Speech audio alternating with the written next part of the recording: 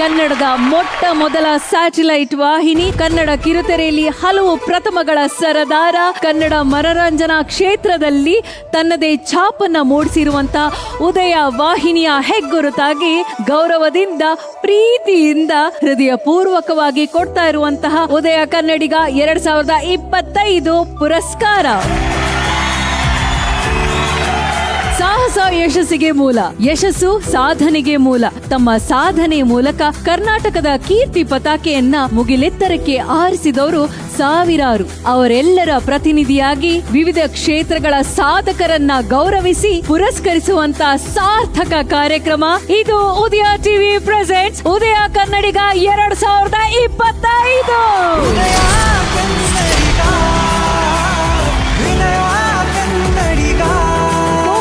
By Aachi chilli powder, special partner Mysore sandal soap ಮತ್ತು Benaka gold. ನಿಮ್ಮ ನೆಮ್ಮದಿಯ ನಾಳೆಗಾಗಿ ಕಾರ್ಯಕ್ರಮಕ್ಕೆ ಸ್ವಾಗತ ಸುಸ್ವಾಗತ. ನಾನು ನಿಮ್ಮ ಪ್ರೀತಿಯ ಶ್ವೇತಾ ಚಂಗಪ್ಪ. ನಿರಂತರವಾದ ಶ್ರಮ ಇದ್ರೆ ಏನ್ ಬೇಕಾದ್ರೂ ಸಾಧನೆ ಮಾಡ್ಬೇಕು ಅನ್ನೋದಕ್ಕೆ ಇವರೇ ಸಾಕ್ಷಿ ನೋಡಿ. ಕೃಷಿ ಕ್ಷೇತ್ರದಲ್ಲಿ ಇವರ ಸಾಧನೆ ಯೋಚನೆಗೂ ನಿಲುಕದಂತದ್ದು. ಈ ಸಾಧಕರು ಯಾರು ಅಂತ ತಿಳಿಸೋದಕ್ಕೆ ಒಬ್ಬ ವಿಶೇಷವಾದಂತ ಅತಿಥಿ ಈ ಒಂದು ವೇದಿಕೆ ಮೇಲೆ ಬರ್ತಾ ಇದ್ದಾರೆ. ಅವ್ರನ್ನ ವೆಲ್ಕಮ್ ಮಾಡುವಂತ ಸಮಯ. ಇವರು ಕನ್ನಡ ಚಿತ್ರರಂಗಕ್ಕೆ ಸೂಪರ್ ಹಿಟ್ ಚಿತ್ರಗಳನ್ನ ನೀಡಿರುವಂತಹ ಸಕ್ಸಸ್ಫುಲ್ ನಿರ್ಮಾಪಕರು. ಚಪ್ಪಾಳೆಯೊಂದಿಗೆ ಸ್ವಾಗತಿಸೋಣ ಶ್ರೀ ಚಿನ್ನೇಗೌಡರು ಸರ್.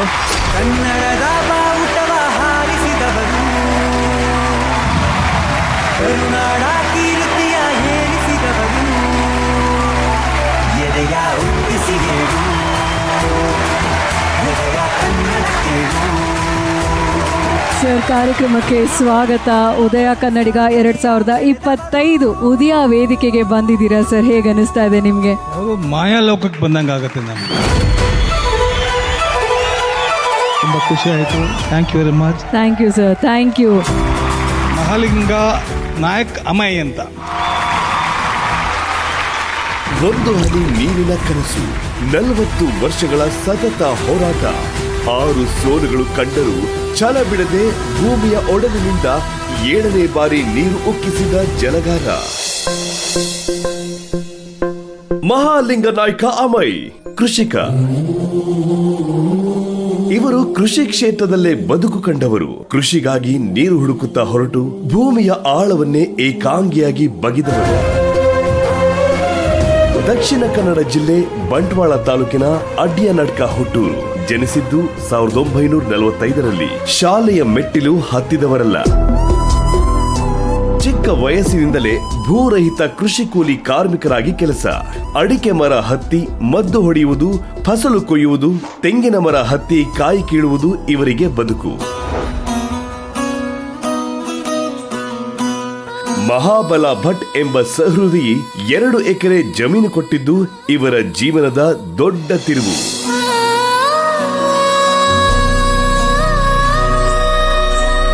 ಒಣ ಜಮೀನಿಗೆ ನೀರು ಹರಿಸಲು ಸುರಂಗ ಕೊರೆಯುವ ದೃಢ ನಿರ್ಧಾರ ಮಾಡಿದವರು.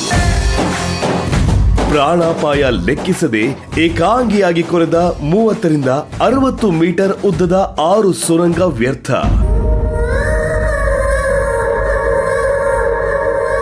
ಪಟ್ಟು ಬಿಡದೆ 7ನೇ ಸುರಂಗದಲ್ಲಿ ನೀರುಕ್ಕಿಸಿದ ಜಲಗಾರ.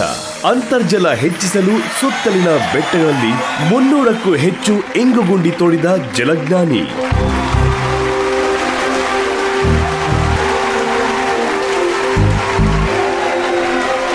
2 ಒಟ್ಟು 12,000 ಲೀಟರ್ ನೀರು ಹಿಡಿಯುವ ಟ್ಯಾಂಕ್ ಅನ್ನು ಕಲ್ಲು ಮಣ್ಣು ಬಳಸಿ ನಿರ್ಮಿಸಿದ ಸಾಹಸಿ.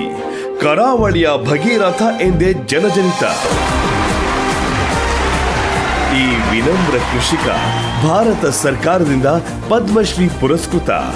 ಒಂದಲ್ಲ ಎರಡಲ್ಲ, ಸುರಂಗ ಕೊರೆಯೋದಕ್ಕೆ ಸತತ 40 ವರ್ಷ ಬೆವರು ಸುರಿಸಿ ನೀರು ಉಕ್ಕಿಸಿದ ಶ್ರೀ ಮಹಾಲಿಂಗ ನಾಯಕ ಅಮೈ ಅವರಿಗೆ ಉದಯ ಟಿವಿ ಹೆಮ್ಮೆಯಿಂದ ಸಮರ್ಪಿಸುತ್ತಿದೆ 2025ನೇ ಸಾಲಿನ ಉದಯ ಕನ್ನಡಿಗ ಕೃಷಿಕ ಪುರಸ್ಕಾರ.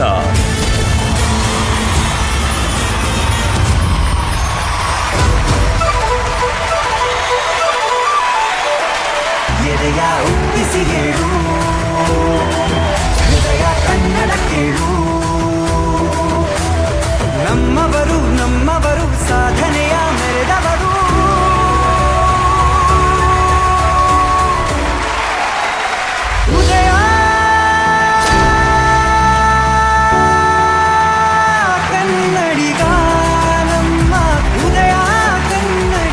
ನಿಜವಾಗಿ ಕೂಡ ಒಬ್ಬ ನಾಡಿನ ಒಬ್ಬ ರೈತ ಇಷ್ಟು ಮಟ್ಟ ಸಾಧನೆ ಮಾಡಿದ ಹೇಳಿದ್ರೆ ನಿಜವಾಗ್ಲೂ ಕೂಡ ಹೆಮ್ಮೆ ವಿಷಯ.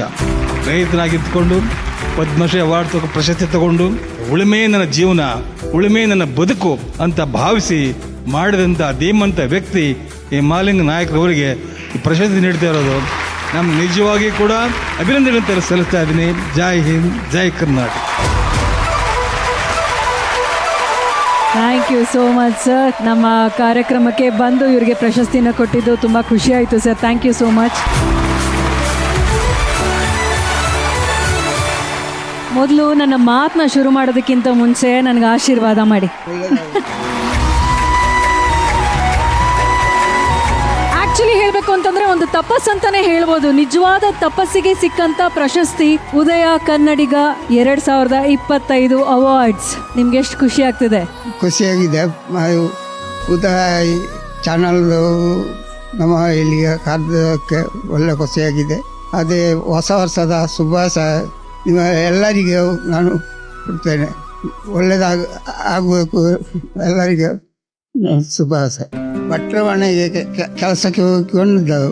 ನಮಗೆ ಏನಾದರೂ ಕೃಷಿ ಮಾಡಿ ಮನಸ್ಸಲ್ಲಿ ಆಯಿತು. ಹಾಗೆ ಕೃಷಿ ಹೆಸರು ಮಾಡಿದ ನೀರಿಲ್ಲ. ಅವರ ಜಮೀನಿ ಅವರು ಒಂದು 2 ಎಕರೆ ಸ್ಥಳ ನಮಗೆ ಕೊಟ್ಟರು. ಅಡಿಕೆ, ತೆಂಗಿನ ಮರ, ಕಾಳುಮೆಣಸು ಮತ್ತೆ ಕೊಕ್ಕ ಎಲ್ಲ ಮಿಶ್ರ ಬೆಳೆ ಮಾಡಿದೆ.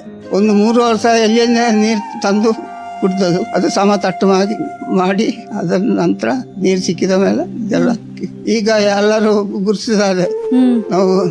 ನೀವು ಅಷ್ಟು ಕಷ್ಟಪಟ್ಟು ಅಲ್ಲಿಂದ ಡಿಲ್ಲಿವರೆಗೆ ಹೋಗಿ ಪ್ರಶಸ್ತಿಯನ್ನು ಪದ್ಮಶ್ರೀ ತಕೊಂಡು ಬಂದಿರ. ಅದು ನಮ್ಮ ಭಾಗ್ಯ. ನಮಗೆ ಪ್ರಶಸ್ತಿ ಅಲ್ಲ, ನಮ್ಮ ರಾಜ್ಯಕ್ಕೆ ಸಿಕ್ಕಿದ.